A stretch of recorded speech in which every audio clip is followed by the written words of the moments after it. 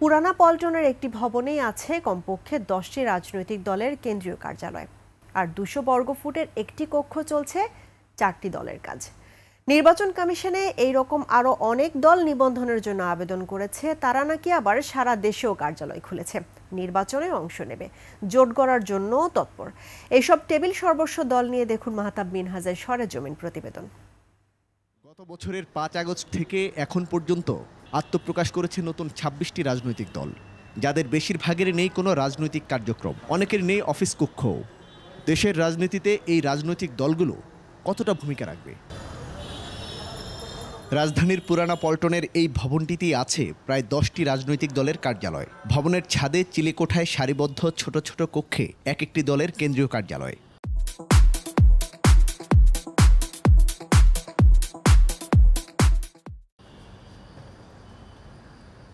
এক কক্ষের ভিতরে আছে আবার 3-4টি দলের কার্যালয়ও। এর মধ্যে অধিকাংশ কার্যালয় বেশিরভাগ সময়ই থাকে তালাবদ্ধ। এই ভবনে যেসব রাজনৈতিক দলের অফিস আছে তাদের কয়েকজন কেন্দ্রীয় নেতার সঙ্গে কথা হয়। তারা জানান, দেশের বেশিরভাগ জেলায় রয়েছে তাদের কমিটি। দেশের স্বার্থে এবং ভোটের রাজনীতিকে ত্বরান্বিত করতে গড়েছেন রাজনৈতিক দল।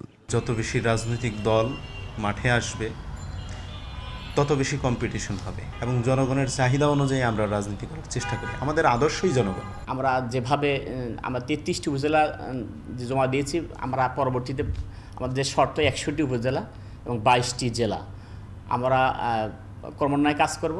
তবে আরেকটি দলের চেয়ারম্যান অবশ্য নাম সর্বস্ব রাজনৈতিক দল গঠন না করার পক্ষে। আমাদের দেশে নির্বাচনকালীন যখন সময় এবং প্রস্তুত হয় তখনই নতুন নতুন মুখগুলো দেখা যায়, নতুন রাজনৈতিক ব্যক্তির রাজনৈতিক দলগুলো আত্মপ্রকাশ হয়। কিন্তু আমাদের দেশে যখন নির্বাচন চলে যায় তখন দেখবেন যে আর 5 বছরের ঠিক 2-4 মাস আগে আর কারো খোঁজখবর থাকে না। গত 8 মাসে একের পর এক নতুন রাজনৈতিক দল গঠন হলেও এ নিয়ে খুব বেশি আগ্রহ নেই সাধারণ মানুষের। রাজনীতিতে অভিজ্ঞদের প্রাধান্য দিচ্ছেন তারা।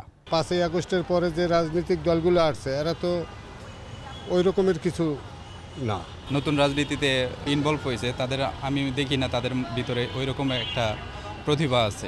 মূলধারার রাজনীতিবিদরা বলছেন, বেশিরভাগ দলই এসেছে ব্যক্তি স্বার্থে, যাদের নেই কোনো রাজনৈতিক উপযোগিতা।